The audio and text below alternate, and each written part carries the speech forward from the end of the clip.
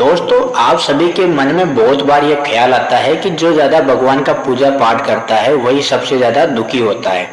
जबकि कोई नास्तिक आदमी जो भगवान को बिल्कुल भी नहीं मानता, उनकी पूजा पाठ बिल्कुल नहीं करता, कभी संतों का संग कभी नहीं करता, सभी ज्यादा झुकी जीवन वही जीता है। ये सब चीजें देखकर कभी कभी लगता है हमें कि भगवान ही गलत है, भगवान का न्याय ही गलत है, या कोई कहानी नहीं।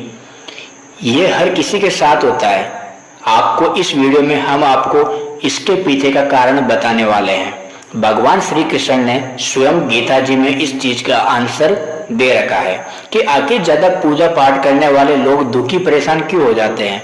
इसका उत्तर भगवान श्री कृष्ण ने भागवत गीता के माध्यम से स्पष्ट रूप से बताया है। तो चलिए शुरू करते हैं। उससे पहले हमारे चैनल को सब्सक्राइब कर देना और ये वीडियो पूरी सुननी है, और आपको तभी पता चलेगा कि ज्यादा पूजा पाठ करने वाले लोग दुखी क्यों होते हैं।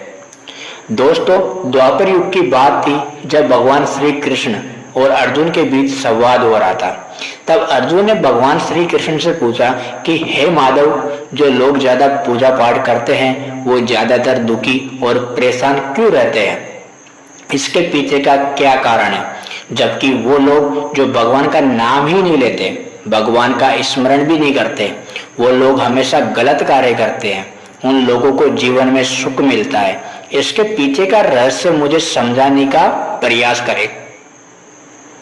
तब भगवान श्री कृष्ण ने एक छोटी कहानी से माध्यम से अर्जुन को इस बात का उत्तर दिया, और जानते उस कहानी के बारे में, और आपको हमारा चैनल सब्सक्राइब करना है।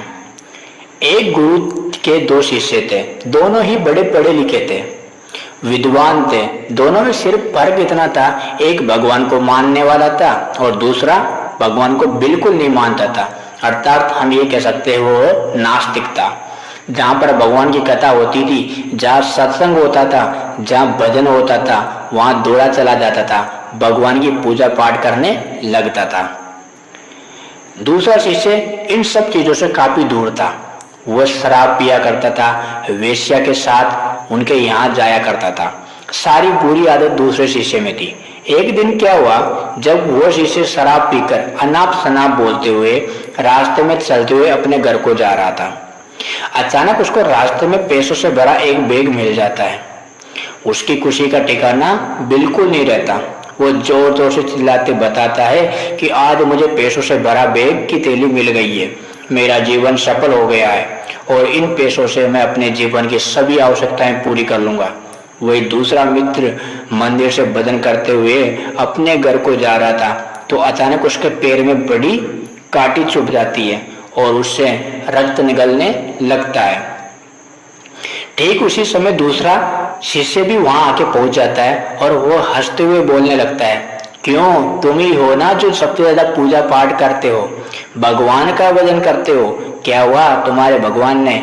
मुझे देखो, मैं कभी मंदिर नहीं गया, मैंने कोई अच्छा काम नहीं किया, मेरे घर में भगवान का मंदिर भी नहीं है, मैंने कभी अपने बारे में सत्यनारायण भगवान की कथा नहीं कराई, भगवान के सामने कभी माथा नहीं टेका, फिर भी मैं कितना संपन्न हूँ, कितना अमीर हूँ मैं, मेरे पास पैसों की कोई कमी नहीं है, सबसे ज्यादा सुखी जीवन मैं ही जी रहा हूँ। अच्छे शिष्य को उसकी बात चुभने लग गई। उसने मन ही मन में भगवान से प्रार्थना किया, या तो ये सच बोल रहा है कि मैं कितना पूजा पाठ करता हूँ और कुछ नहीं करता, फिर भी कितना सुखी है। इतना सोचते हुए वो अपने गुरु के पास जाता है। यही प्रश्न वो गुरु से करता है। गुरुजी मुस्कुराते हुए बोलते हैं कि भगवान जो करते हैं अच्छे के लिए करते हैं, जिसकी जैसी योग्यता होती है उसी को उसके अनुसार ही फल देते हैं। अब तुम्हारे प्रश्न का उत्तर तुम जानते हो, भगवान ने पैरों में ही कांटे क्यों चुभोए और उसको पैसे से भरी बैग ही क्यों मिली? सुनो, तुम पिछले जन्म में बहुत पाप किया था, इसलिए आज तुम्हारी मौत होने वाली थी, और तुम बच इसलिए गए क्योंकि तुम मंदिर गए थे, तुमने भगवान की पूजा की थी। यही कारण है कि तुम्हारी मौत ना होकर सिर्फ एक कांटा चुभा है। अब तुम्हारे मित्र की बात करते हैं।